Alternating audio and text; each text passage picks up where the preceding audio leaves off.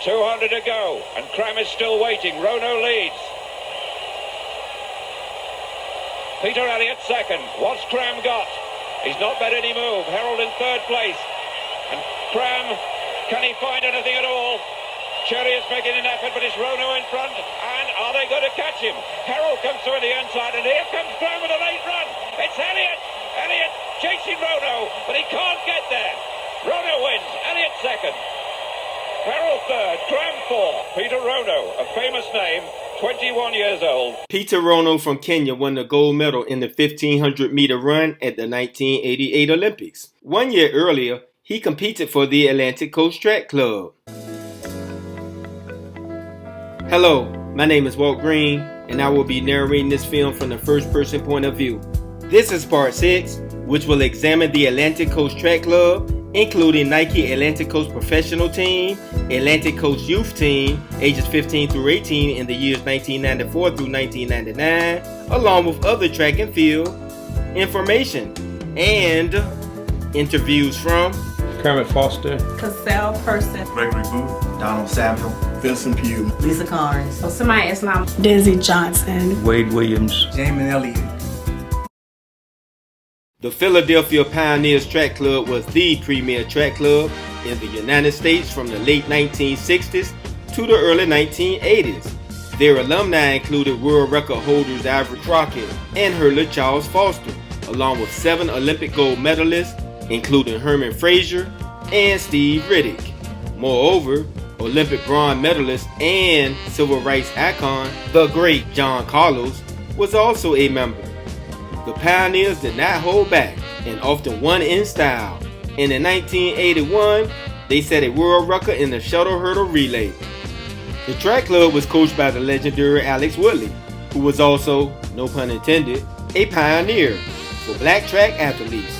This was during an era when the meet directors often gave modest appearance fees, which were illegal to mostly white track and field athletes, and very few black athletes benefited. Steve Riddick said Woodley changed that and recalled in the 1970s when 7 or 8 club members spent the summer running in Europe and barely getting by on expense money. However, at the Bislett Games in Norway, Alex told them that they would not run unless they got $1,000 apiece. They got it. Riddick added that was the first time he got paid to run. This also changed the game for a few black track athletes, because now they were no longer rendering their services for free, thanks to Coach Alex Woodley. I worked with a guy named Alex Woodley, who was the coach of the Philadelphia Pioneers, and he inspired me to want to have a club. He let me work with some of the athletes that he had down here, Steve Riddick and Lawrence Davis, and that just kind of inspired me to want to have my own club. And I didn't know where to go with it, but I just started. I thought I'd do Norfolk Olympic Club, and it stuck. But from there, we went to an organization called Concerned Athletes in Action. And Concerned Athletes in Action was the organization that had the funding. And also had an all-sports camp with pro athletes being mentors. Here is NBA Hall of Famer Billy Cunningham talking to camper Eric Manuel, whose son is former NFL quarterback E.J. Manuel. The CAIA was very successful and is in Hampton Roads African American Sports Hall of Fame. So we spent a couple of years with them and became Atlantic Coast Club. And that's how all of that got started. The Atlantic Coast Club became a dominant track club. Club in the Middle Ages consisted of adults. We had some great ones. What put the team into prominence was the fact that we had foreigners. We had people from the Caribbean, we had Africans, and that just opened up the door, especially when we were competing in Europe. And we just took it off from there. The club has had several Olympians to participate, and we've had gold medalists. Several gold medalists, including at least 1 in 4 straight Olympics. 1988 Seoul with Peter Rono. 1992 Barcelona had Charles Chip Jenkins Jr. Chip's father, Charles Sr., won 2 gold medals at the 1956 Melbourne Games. They are the only father-son combination to win Olympic gold in the same event. The 1996 Atlanta Games saw Rochelle Stevens upgrade her 1992 silver medal to gold, and the 2000 Sydney Games had Brian Lewis along with Ken Brokenberg and Latasha Colander Tim Simon was the 1988 USA 400 meter national champion, and in 1989 was ranked number 4 in the world at 400 meters. However, Tim had a higher goal outside of track and field. Once again, a look at Tim Simon, who plans to go to medical school. In fact, I think he's already been accepted. Yes, Tim went to medical school and today is a highly successful urologist.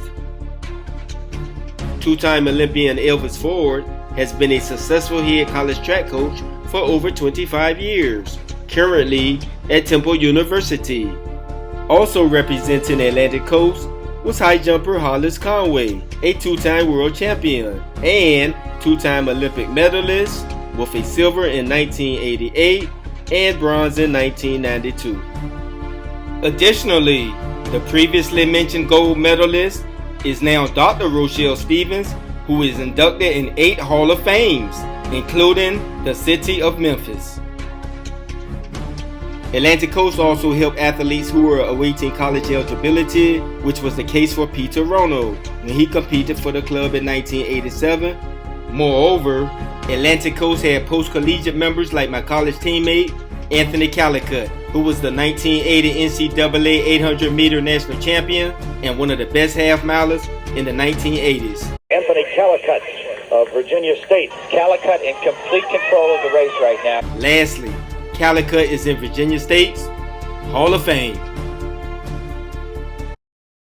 By the 1990s, Atlantic Coast was now Nike Atlantic Coast. We were a Nike club. We were sponsored by Nike. Didn't have a contract, but just an agreement that we would only wear Nike gear, and we went with it. And they later even gave us funding for the club.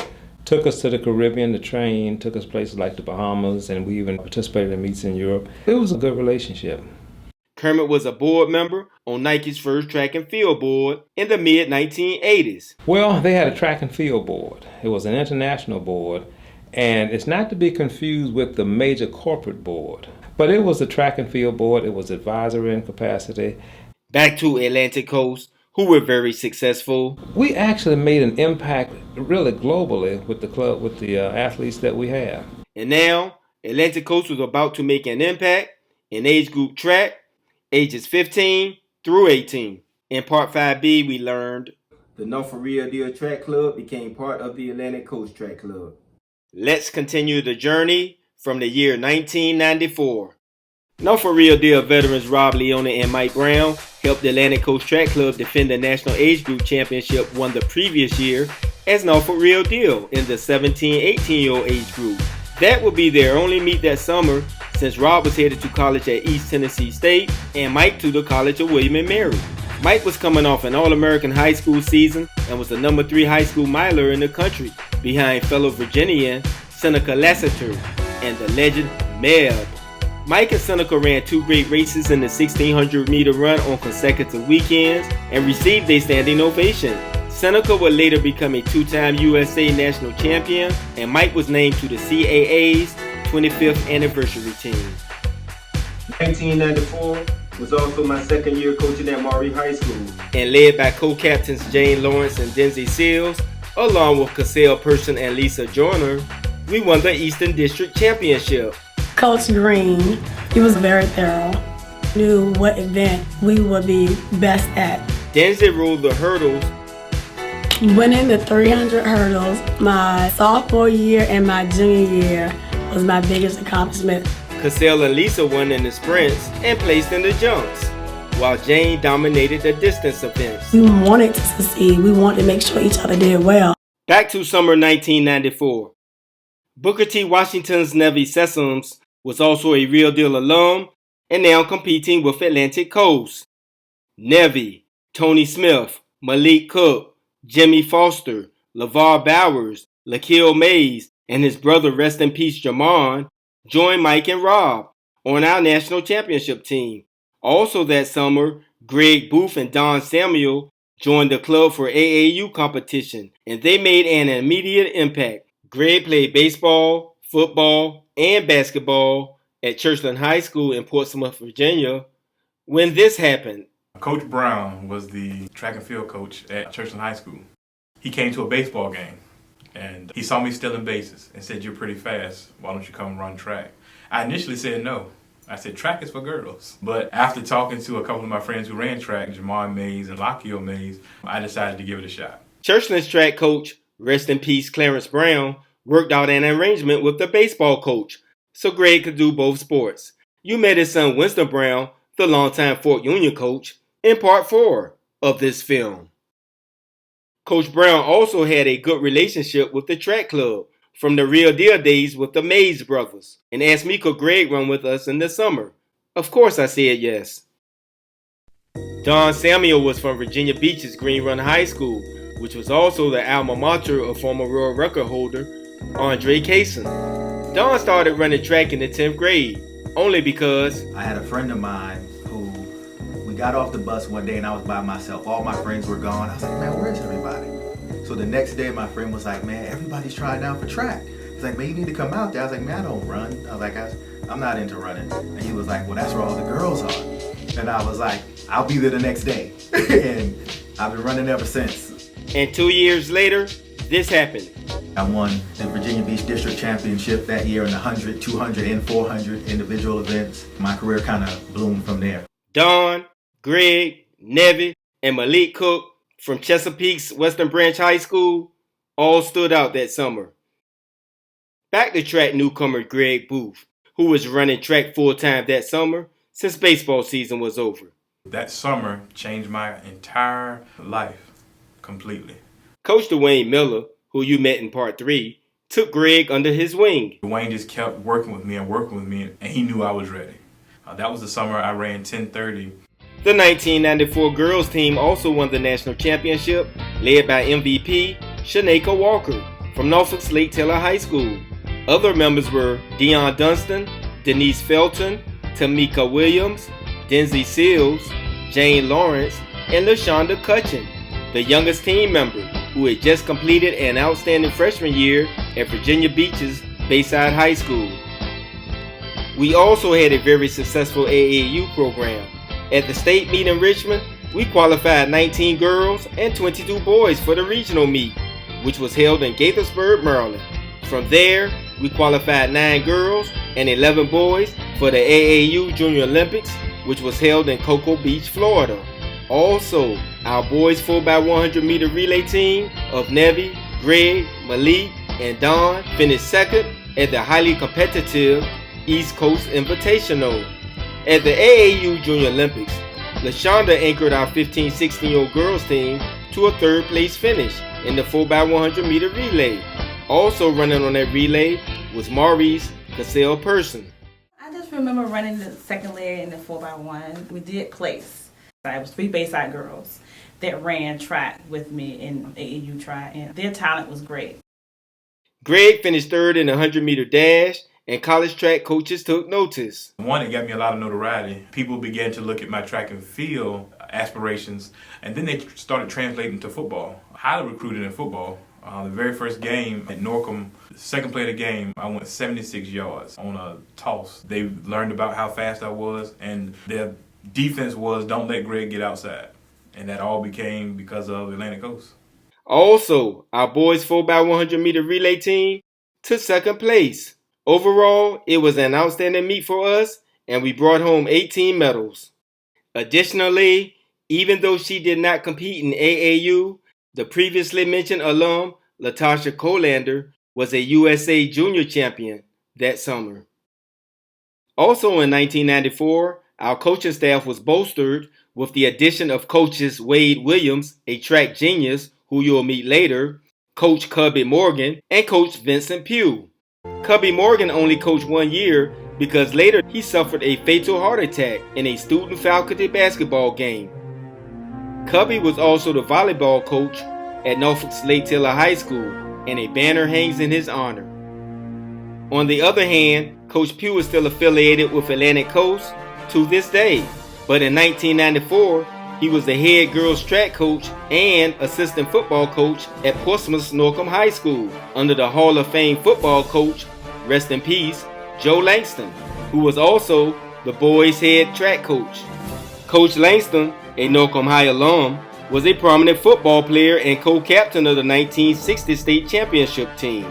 He also played professionally in the Canadian Football League before returning to Norcom in the early 1970s to coach both the football and track teams.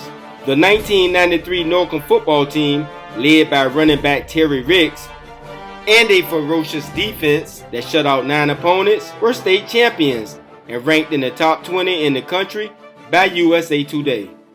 Coach Langston track teams won several district titles, and Norcom High School football stadium is named in his honor. Coach Pugh learned from one of the best. Joe Langston, one of the biggest male influences in my entire life. Joe Langston was like a father to me. He just was a man of character. He was a man of faith. When I first met him, I was afraid of him. We look at him and he had them gray eyes and he was high yellow and he was just always barking instructions at the team. You're like, I don't know if this guy can really like me. And then when I got to meet him and became a part of his coaching staff, he was the total opposite.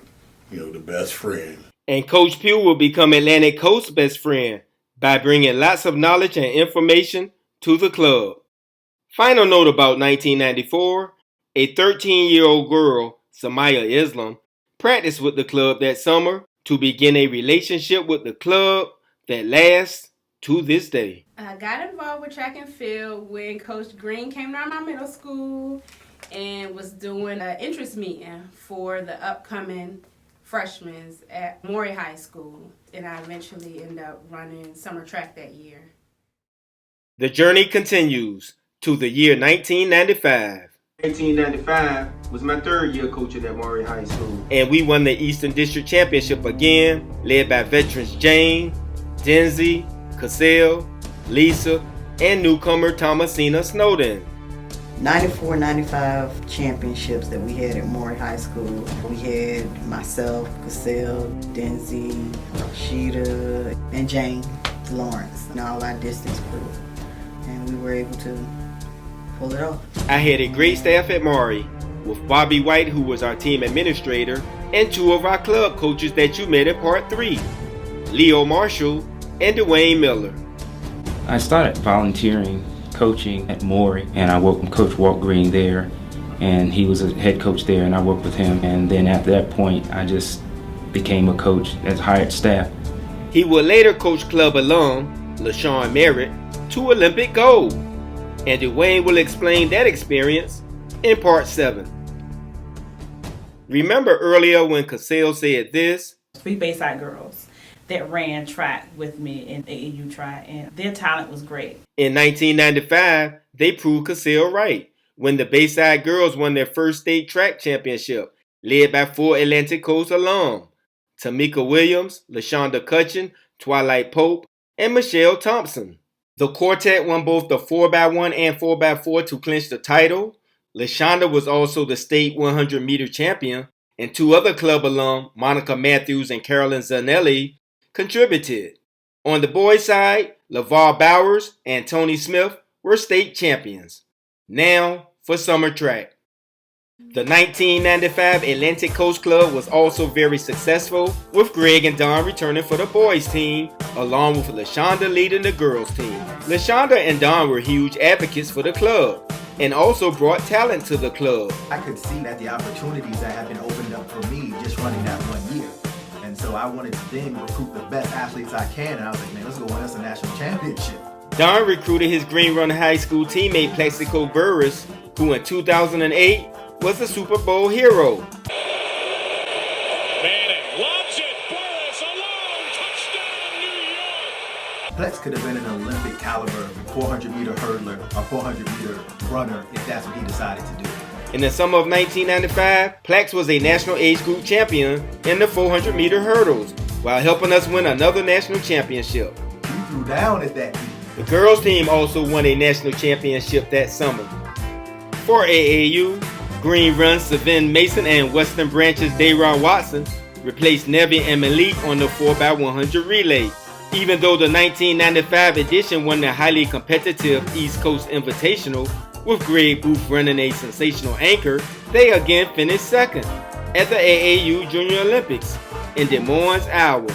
But Don said this. That second place medal was probably better than any gold that I had ever gotten, just from the hard work, the determination, and the camaraderie and the teamwork that we had. I was running with my brothers. Also in 1995, Jamin Elliott, a rising junior at Churchland High School, competed in one meet with us, the highly competitive East Coast Invitational, and won the triple jump.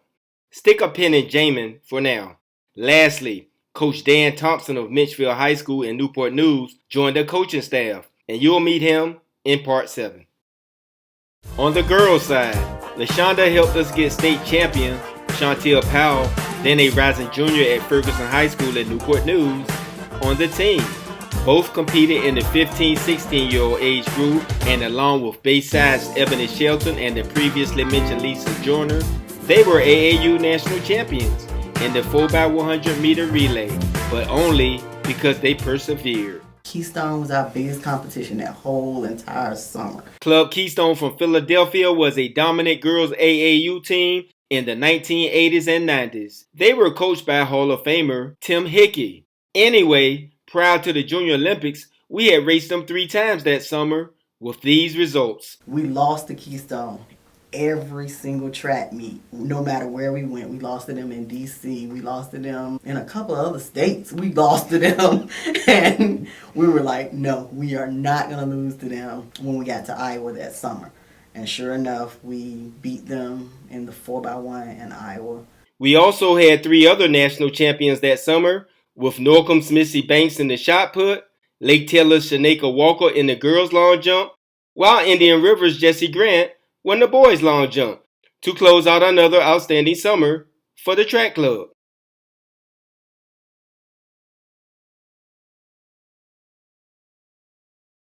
Now, let's meet the track genius, Coach Wade Williams, whose biggest influence was his dad, because he had such a tremendous work ethic.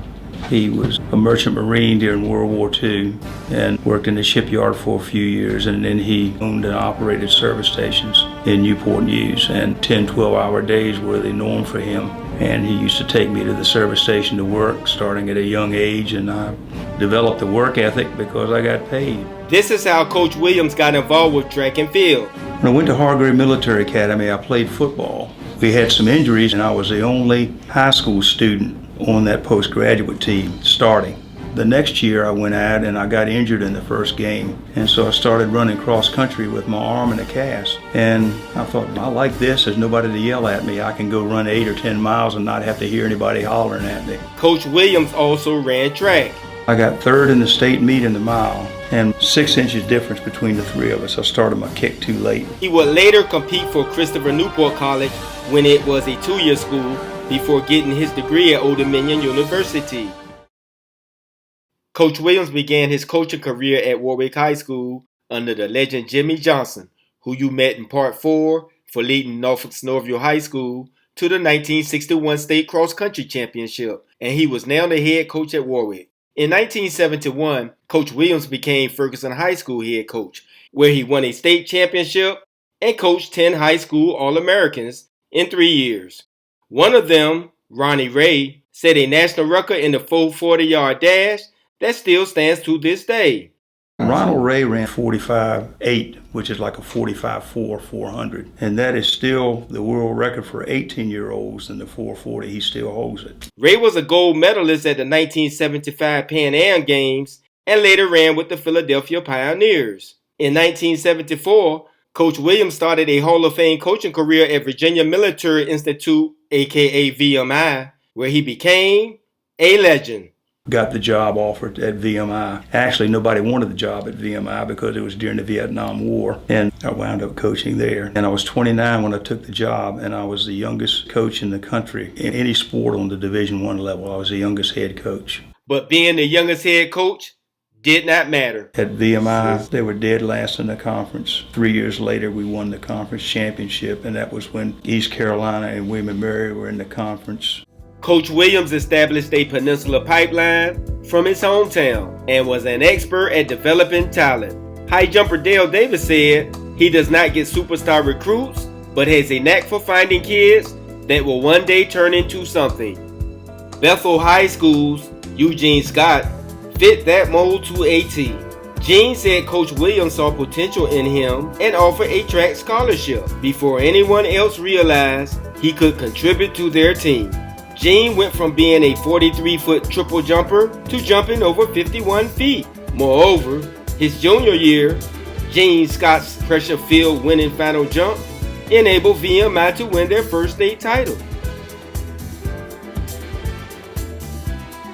Virginia Military Institute had become a national track and field powerhouse, which was amazing considering its small enrollment of 1,500 students, but never underestimate a genius. The state meet, we won that 4 years in a row. The last Virginia Collegiate State Championship had some of the best teams and athletes in the country. George Mason won the IC4A championship that year. I believe Virginia tied for the ACC championship. Virginia Tech won the Metro Conference, which also had Florida State. That was a tough track conference. And we went head to head and we won that meet. I had a boy set the American record in the 500 meters in that meet. At the end of the meet, I got them all at the end of the field house. I said, all right, everybody on this team that was a state champion in high school, raise your hand.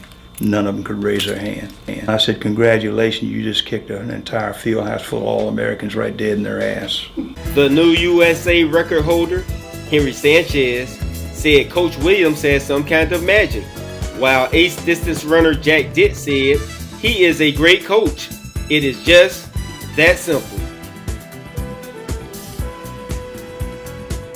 VMI for like 7 years. We were really good. Matter of fact, we even placed in the top 15 at that little school.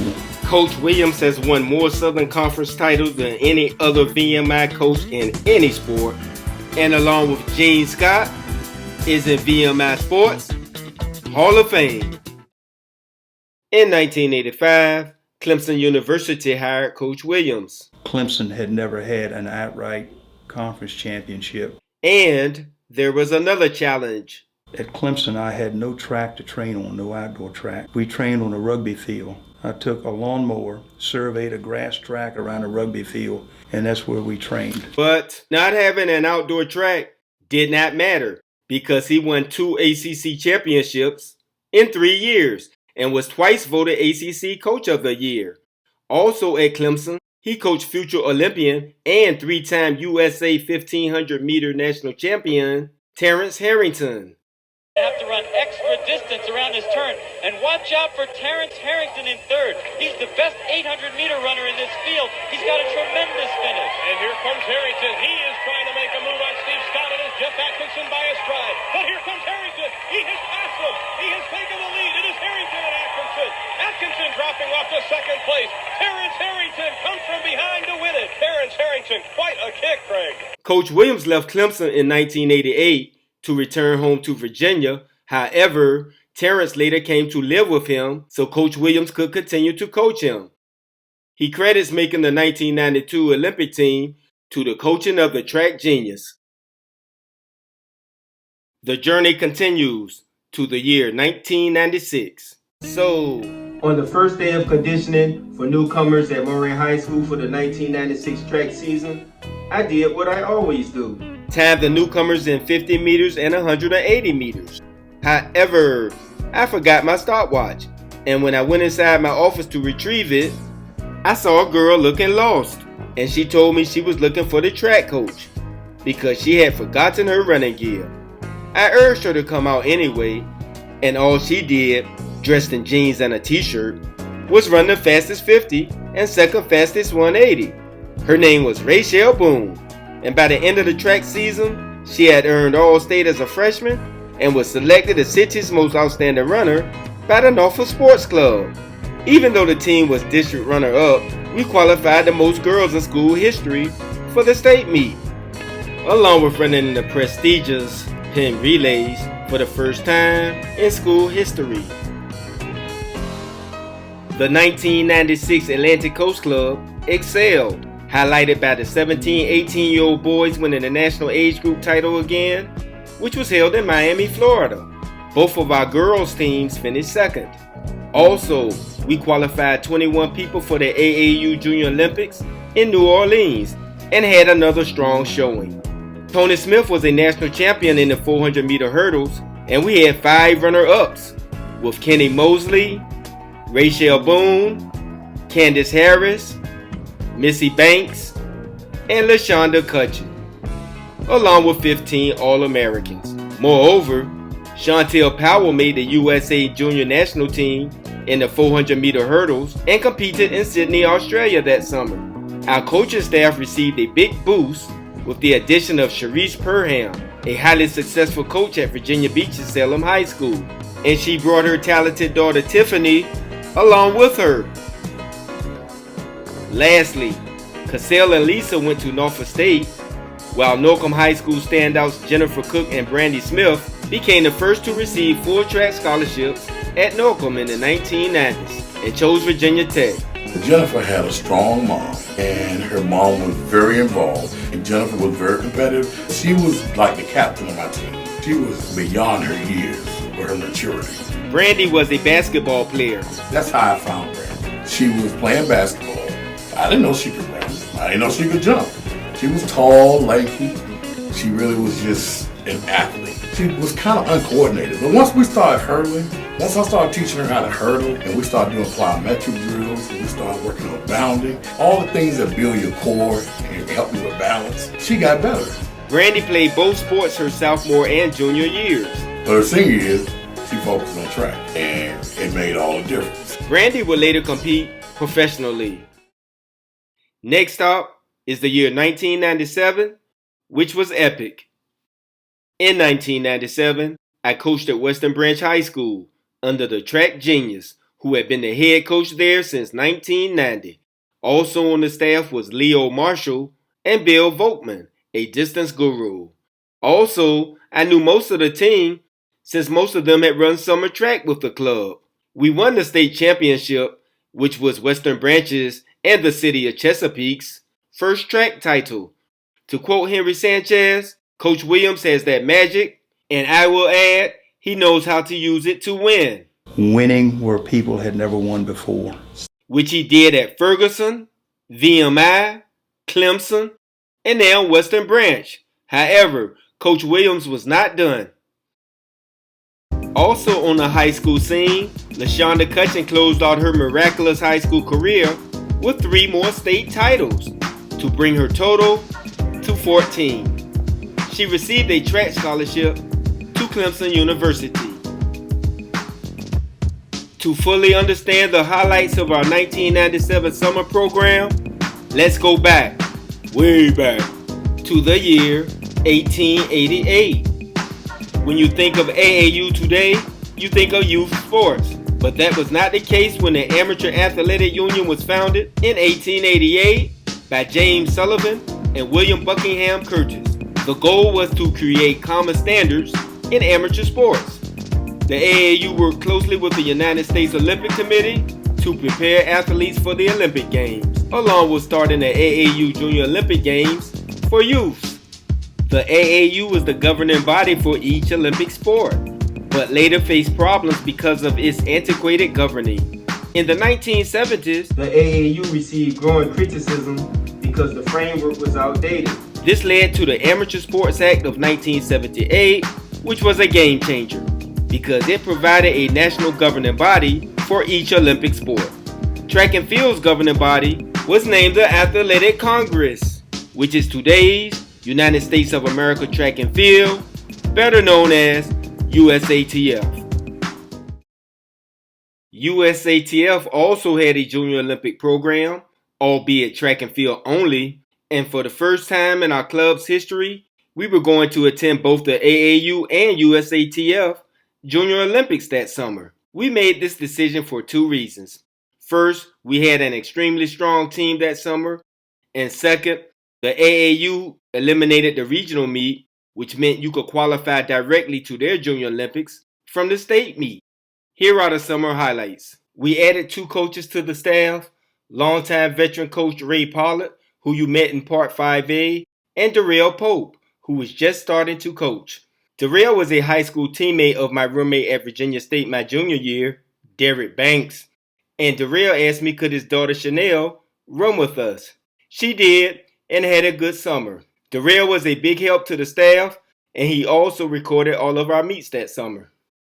Chauncey Rogers and Shanti Earl made the USA Junior National Team. At the USATF Junior Olympics in Baton Rouge, Louisiana, we had 2 national champions, Tia Tabb in the 400-meter hurdles and Darrell Grant in the shot put. Also, we had 18 All-Americans. Earlier that summer, Rachel Boone was selected to go to the USATF Junior Elite Sprint Camp, which was held at the Olympic Training Center in Chula Vista, California. This camp was for the top junior sprinters in the country. I also got to go to the camp since I was her coach. The camp was held the week right after the USATF Junior Olympics. We both learned a lot at the camp, but the biggest benefit was the confidence Rachel received by being around other elite sprinters. She saw that they were not any different from her. We still had one more meet that summer, the AAU Junior Olympics, which was held in Charlotte, North Carolina.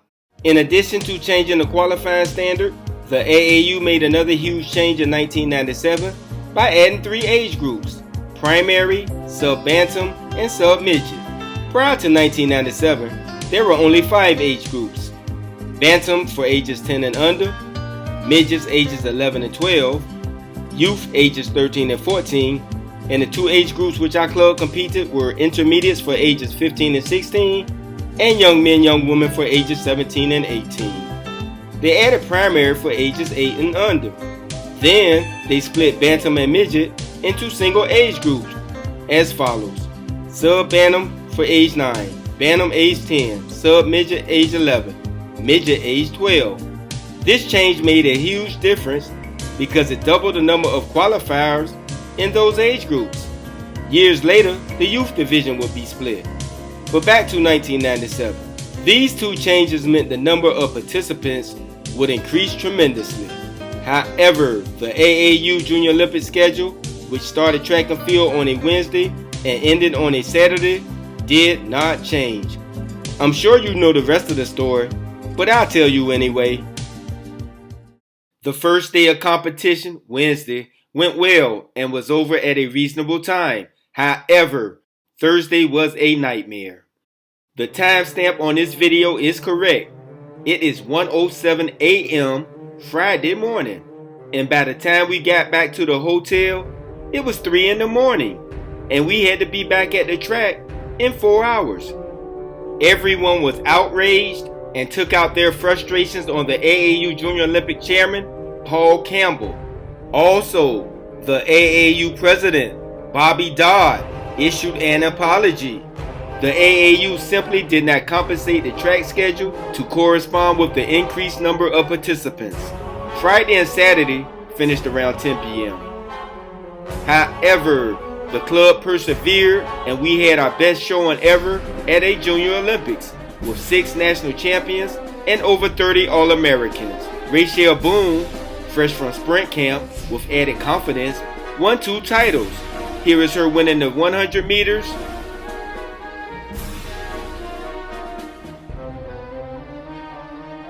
and she also won the 200 meters. Years later, Rachel Boone Smith finished second to the ageless Allison Felix at the 2005 IAAF World Championships. Other champions were our 17-18-year-old girls 4x1 and 4x4 relays. Tia Tabb, who ran on both relays, also won the open 400 meters, and Ked Smith in the triple jump, which he won by a 1/4 inch over teammate Jamin Elliott. Now, let's remove the pin from Jamin, who is also from Portsmouth Churchland High School, and meet him. The biggest influence in my life, I have a spiritual influence, which is my grandmother. Ever since I was 5 years old, my grandmother, she had me in church, and she introduced that spiritual, that calming effect in my life. Jamin also had a very strong mother. His interest in track and field sounds very familiar. The main reason why I got in track because the pretty girls were running. So I wanted to go where the girls were initially, and I started running freshman year in high school, and not knowing much about track at all. I remember Coach Brown putting me into a bunch of different events, just trying to figure out what I was good at. And I remember running the hurdles, but I used to get smoked in the hurdles, like terrible, bad. And he put me in the 800. First of all, I'm from J-Dub, man, so you don't put nobody in the 800 from J-Dub. We sprinters. J-Dub is the nickname for the Jeffrey Wilson Housing Project, which was notorious before it was torn down years ago. However, Jamin is a survivor and a leader. He also found his track event. And then he put me to the jumps. And he saw the jumps is where I kind of excelled at. This also caused Jamin to take track more serious. I started to care less about the girls and more about my performance as I saw that I was getting better. By Jamin's junior year, he was a state champion in the triple jump. The sub-headline says, triple jump has him aiming in new directions. However, Jamin also played football, which was his favorite sport. I fell in love with football when I began to play. I fell in love with being in front of the crowds. I fell in love with having the crowd cheer for me when I scored a big touchdown. However, it was two track coaches who had a major influence in his life. My high school track coach, Coach Clarence Brown, he's definitely, I would say, the first major influence in my life as a young kid. He believed in me as an athlete. He saw the potential in me. He pointed me the right direction. And my second biggest influence athletically would probably be Coach Dwayne Miller. Dwayne, he actually took me to another level in my career. And Jamin got to compete against the best in the country. My first big taste of on a national scale, the AAU thing, from competing against people from all over the country. That right there kind of opened my eyes, this whole new world of track and field, and I'm competing against people nationally. And I'm beating these people nationally. So that right there just gave me another confidence, man, to take my game to the next level. It actually gave me something to strive for in my life. His senior year, 1997, Jamin had the best jump in the country. However, he had already signed a football scholarship with the University of Delaware. One of my criteria was I wanted to go to a winning program that would give me the opportunity to play. And went to Delaware. Everything was great. I actually had a visit to Marshall University too, where he had a future NFL Hall of Famer as his host. Randy Moss was actually my host when I went to Marshall. So I love my visit there as well. We will see how Delaware worked out for Jamin in a few, but now let's get back to the journey. In the year 1998. In 1998, we won the state championship again at Western Branch High School. Coach Williams retired from coaching and went out a winner.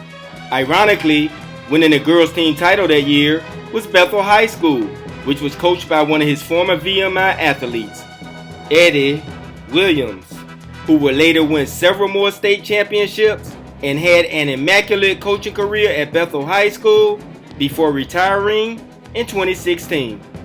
Coach Wade Williams has a legendary coaching tree, which also includes former Western Branch coach Claude Tukeni, who has won the most state track titles in Virginia High School League history.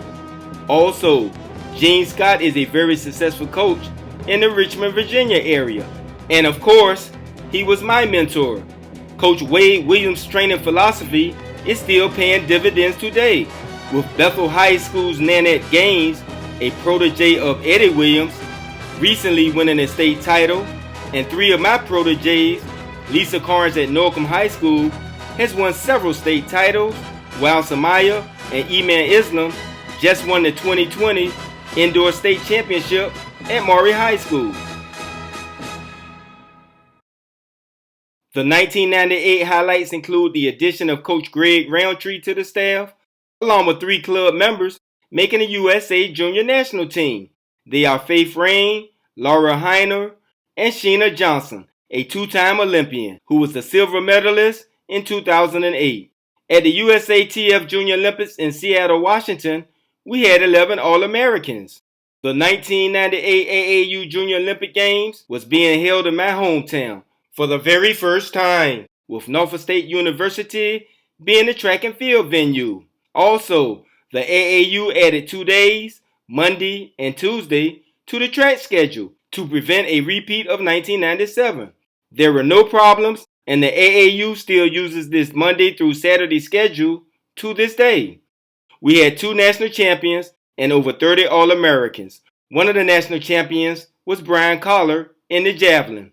When I coached at Western Branch High School, I worked mostly with the throwers, and one of them, Marvin Urquhart, was a 3-sport star, also playing football, and he was a 3-time state wrestling champion. Marvin was in 3rd place heading into his final throw with a throw of 175 feet. The leading throw was 182 feet 11 inches. This is Marvin's final throw.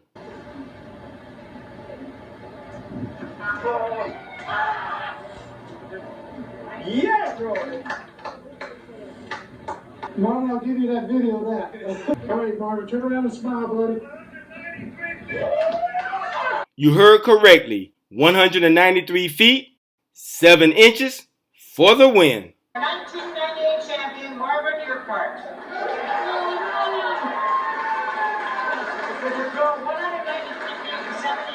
The AAU was so pleased with the way my hometown hosted the 1998 Junior Olympics, we became part of their rotation and have hosted 4 more games since then. Next stop, 1999. Jamin was excelling at Delaware, and by his senior year in 2001, he was an NFL prospect. I knew the word on me was I could go anywhere from the 4th to the 7th round or to a free agent. Jamin would get drafted in the 6th round by the Chicago Bears. I ended up getting on the phone with Chicago, and the first voice I heard was Coach Dick Duran. He was the head coach for the Chicago Bears. And the first question that Dick Duran asked me, he was like, "Hey, Jamie," he said, "are you healthy?" "Yeah, coach, absolutely. I feel great. Let's go." He was like, "Awesome, man." He was like, "Well, we're about to take you with the next pick in the draft." And that moment, man, when you see your name, you know, that ESPN sound, the noise that makes when a selection come across the screen. I saw my name across the screen. When I say it was just a surreal moment, it was just an awesome moment. Made me reflect on where I came from to where I ended up. It ain't nothing but God. It come from Him. And I'm just thankful for those moments, that opportunity, and to be the first person that was drafted from Portsmouth, Virginia was huge. But I didn't realize the significance of it. I was just in the moment. I'm just thankful, man. That's it. He would later earn a Super Bowl ring with the 2004 New England Patriots. Jamin said this is why they are so special. Coach Belichick makes it special. He was a black and white coach, meaning it was either this way or this way. There was no gray in the middle. And literally, he was like that to everybody, and he treated everybody the same. And people respected it. The way the organizations run makes it special. Everybody just came to work. There were no egos. Years later, he was the Grand Marshal for his hometown Juneteenth parade. I was blessed enough to be selected as the Grand Marshal. I got in the back of the car. I remember sitting in the back of the car waving like I was Miss America, my hand up like this. Jamin recently wrote an excellent guide to help with the recruiting process.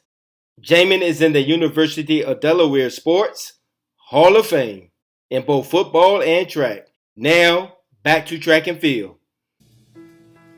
We had one national champion, Brandy Parks in the triple jump. Also, William Washington and Michelle Latimer were added to the coaching staff.